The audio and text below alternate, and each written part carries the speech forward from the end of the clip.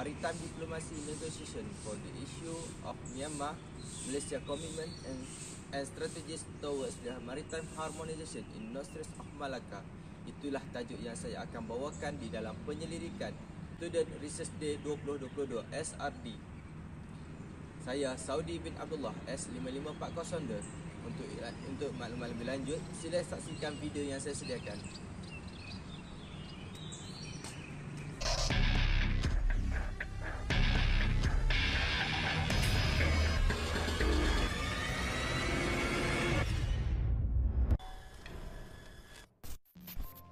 Sekumpulan pendatang asing tanpa izin parti yang menaiki sebuah bot penyudup dari negara jiran berjaya diusir pasukan maritim Malaysia APMM setelah adegan kejar mengejar selama 90 minit.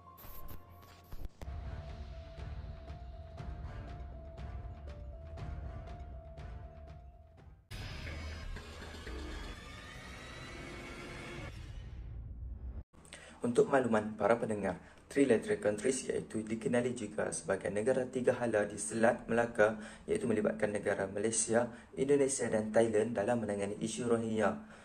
Kawasan Selat Melaka merupakan kawasan tumpuan bagi pelarian dan imigresen Rohingya kerana ianya mudah dimasuki.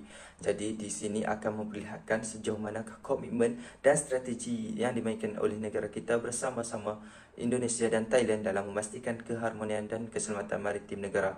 Seperti sedia maklum bahawa negara kita tidak menandatangani apa-apa perjanjian Status of Refugees 1951 dan Protokol 1967 yang tidak menjadikan negara kita sebagai negara ketiga yang menerima refugees dan Rohingya.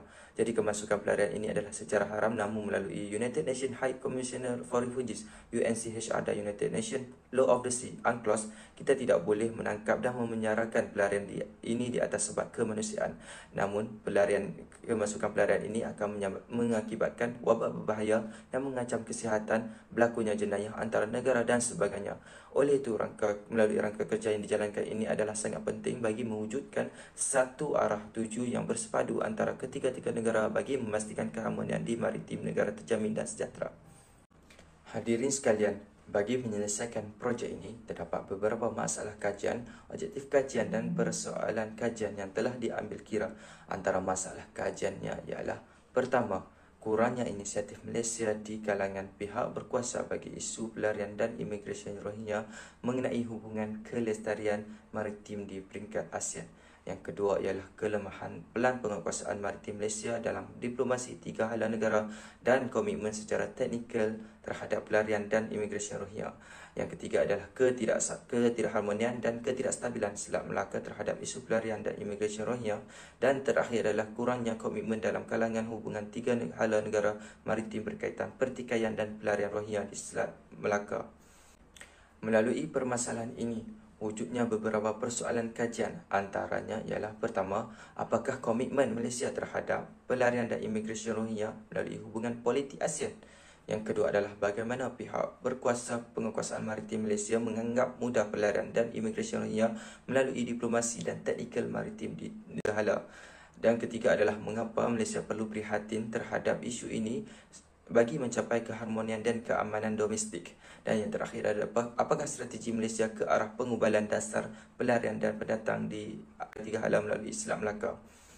Oleh kerana itu, wujudlah objektif kajian yang ingin dicapai di dalam penyelidikan ini, iaitu: pertama, apakah faktor dan inisiatif yang dilakukan oleh Malaysia bagi isu pelarian dan imigresen Rohingya untuk mengekalkan hubungan dan kemampatan ASEAN.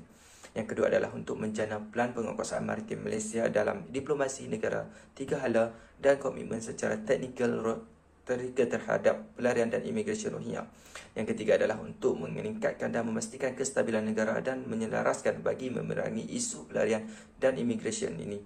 Yang terakhir adalah untuk menyusun strategi secara komitmen Malaysia bagi pengubalan dasar kerjasama antara negara tiga hala berkaitan pelarian dan imigresen Rohingya ini di Selat Melaka. Seterusnya adalah metodologi kajian. Metodologi kajian adalah kaedah yang saya gunakan dalam memastikan projek ini berjalan dengan lancar. Bagi kajian ini, saya menggunakan kualitatif method yang khusus pada mendapatkan pandangan daripada pakar daripada beberapa kementerian dan agensi. Bagi mendapatkan data kajian, data utama dan data kedua dikumpul.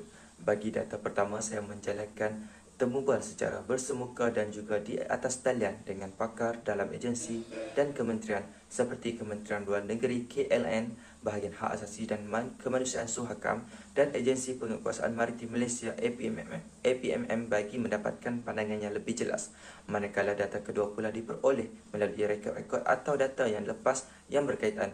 Melalui perbincangan, perkongsian pengalaman daripada pakar telah memberikan gambaran dan ilmu untuk menyokong projek ini. Di dalam kerja ini juga saya menggunakan Systematic Literature Review, teks transkrip dan coding system bagi menampakkan persamaan yang jelas selepas melakukan temu bual. Saya juga menggunakan Interdependence Theory, iaitu teori yang menjelaskan dengan statistik suatu perkataan atau gambaran yang diberikan oleh pihak yang ditemu bual. Merujuk kepada Strategic Framework of Trilateral Cooperation Maritime Authorities, ketiga-tiga negara iaitu Malaysia, Thailand dan Indonesia bekerjasama secara terbuka dalam pengawalan kuasa di maritim. Negara di mana kerjasamanya erat dalam operasian atau rondaan seperti yang ditunjukkan di dalam bulatan merah. Bulatan biru pula merujuk kepada perkongsian kemudahan teknikal, manakala warna ungu adalah daripada peraturan dan perundangan antara wilayah, dan akhir sekali iaitu biru muda adalah melalui perundian serantau dan diplomasi antara negara tersebut. Melalui perkara-perkara tersebut ianya akan membawa kepada satu tujuan seperti yang ditunjukkan di dalam rangka kerja, iaitu mencapai keharmonian kedaulatan negara dan secara tidak langsung akan mengurangkan isu pelarian dan imigresi Rohingya. Oleh itu, kajian ini akan meningkatkan usaha agensi penguatkuasaan untuk mengurangkan kebanjiran pelarian dan pendata asing dan imigran. Pelan penyusunan semula dan rangka kerja ini akan mengukuhkan kerjasama secara teknikal, risikan dan kawalan maritim ketiga-tiga negara, dan akhirnya dapat memperkukuhkan dan mematuhi peraturan domestik dengan ketat dan tanpa prejudis.